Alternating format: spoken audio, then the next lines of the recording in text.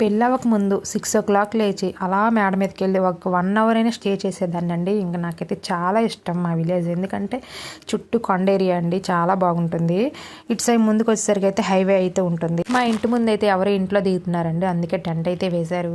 So మా చెట్టుకి అయితే చాలా కనకాంబరాలు అయితే పూసాయండి. సో అదైతే కోసుకుందామని అలా పైకి వచ్చే కొండ చూడండి ఎంత బాగుందో.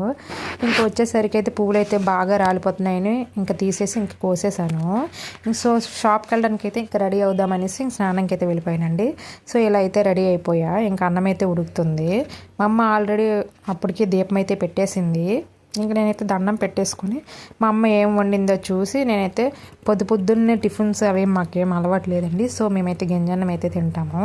ఇంక గింజన్నంతో పాటు ఇంకా ఆవకాయ వేసుకొని అయితే తినేసాను. ఇంకా బయలుదేరిపోయానండి. మధ్యలో తినడానికని యాప్లు అయితే తీసాను.